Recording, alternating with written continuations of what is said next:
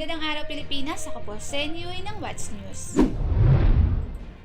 Mahigit 5 trillion na national budget aprobado na sa Senado. Pumasa na sa ikatlo at huling pagbasa sa Senado ang 5.768 trilyong piso na proposed national budget para sa taong 2024. Nakalikom ng 21 affirmative votes, 0 negative vote at 1 abstention ang 2024 General Appropriations Bill sa ikalawa at ikatlong pagbasa na ginawa sa parehong araw dahil isinailalim ito bilang certified urgent ni Pangulong Ferdinand Marcos Jr. Piniling mag-abstain ni Senate Minority Leader Aquilino Pimentel III dahil hindi siya boto na madaliin ito katulad ng naging concern niya noong nakaraang taon. Ayon kay Senate Finance Committee Chairman Sonny Angara, may mahigit 1 bilyong augmentation sa budget ng Department of Science and Technology at 50 million pesos naman na dagdag para sa Learner Support Program ng Department of Education. Walang nabanggit ukol sa malakontrobersyal na Confidential and Intelligence Fund. At para pag-usapan tungkol sa balitang yan, kasama po natin ngayon si Yeri, Gama at Popoy. So yun. Baba na ang budget. Mas mataas daw ito kumpara sa last year. Yes, nagulat nga ako na. Pero kasi last year galing tayong pandemic. Oo. Oh. Ang tanong, laging sinasabi na, yung budget ngayon mas mataas kumpara nung nakaraan. Mas mataas kumpara nung mga nakakaraang administrasyon, may mga ganun-ganun silang pakulo eh. But, ang tanong, yung value ba ng pera natin katumbas ng value ng pera before? Tapos, yung needs ng mga tao, same pa rin ba? Kasi tanda natin, tumataas yung dami ng populasyon, tumataas din yung mga needs, tumataas din yung, for example lang, ito, nakabangon na ba tayo since nung pandemic, maraming nawalan ng trabaho, naibalik na ba yung mga dating numbers? Hindi pa rin. Nandiyan pa rin ba yung mga nakitang kakulangan, lalo na sa mga sektor ng edukasyon, agrikultura, tsaka ng kalusugan? Hindi pa rin. At well, eventually, parang ang agri, kung napapansin niyo, parang napapabayaan, di ba?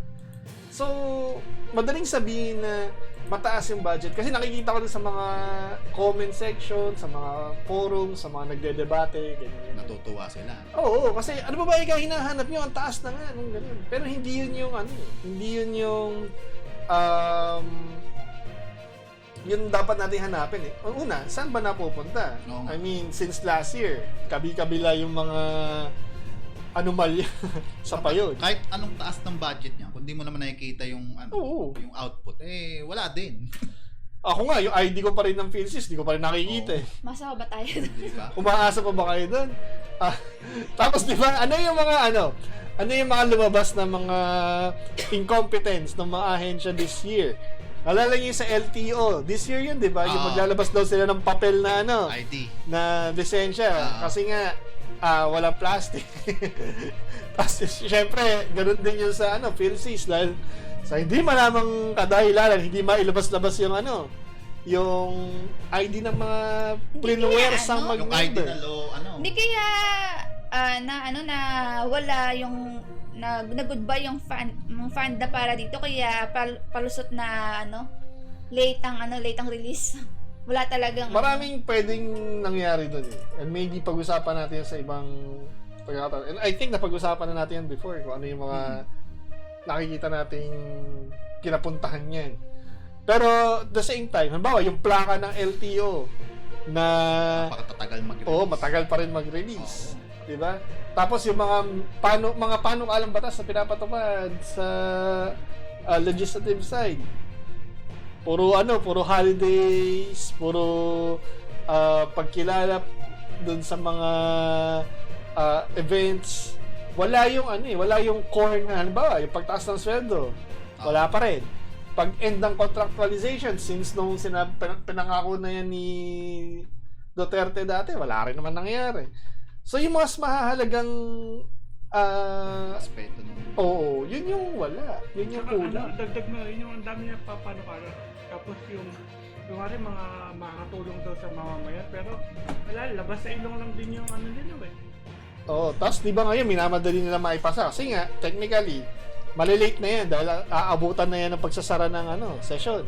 Yes, Kaya bago talaga mag-December, yan, kailangan Nakasettle mo. Kasi nga, nagkagulo nung sa confidential fund.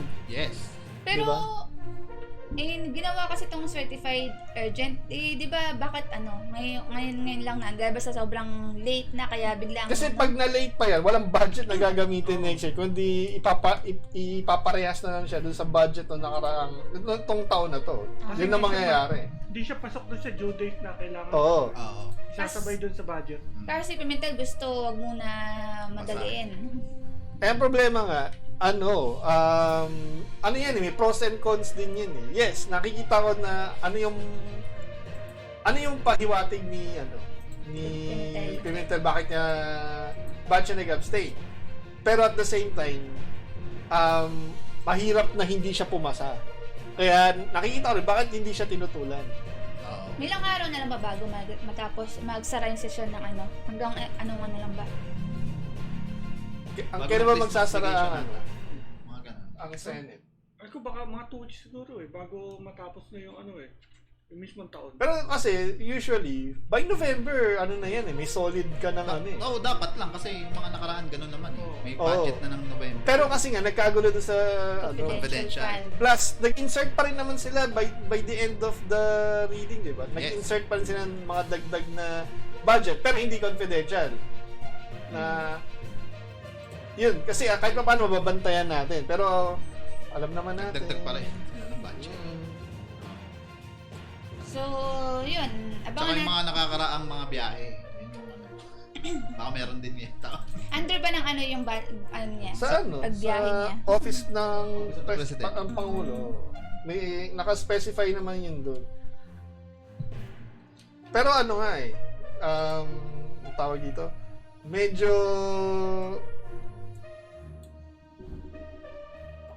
hindi ko masabi kung kung okay ba yung decision na yun nga, madaliin o kasi kahit ako parang duda din ako sa mga insertions eh. Oo. Tsaka to eh. Kasi doon din sa mga questionabling ahensya, napasok yung insertion. Yun nga lang, wala silang magagawa kundi i-declare yun na as an item, pero alam naman natin na may mangyayaring realignment yan pag nagkataon. Pero dadaan pa to after sa di ba? Bago sa pirmahan. Uy, nag-lowbat kayo. Pero Hello guys. kasi pipirmahan na lang yan. Sa tingin ko. Pirmahan na lang. Yun. Para naman po sa pang issue o news, manood lang po kayo ng What's News, FTS Media NCA. At yan po ang ating balita ngayon sa What's News.